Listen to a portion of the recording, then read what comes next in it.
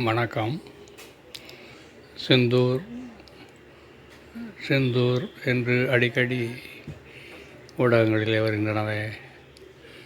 சிந்தூர் என்பது வட எல்லையில் உள்ள ஒரு ஊர். சிந்துவெளி சமவெளியின் ஒரு ஊர். ஊர் என்பது உலகம் முழுவதும் உள்ள ஓர் தமிழ்ச்சொல்.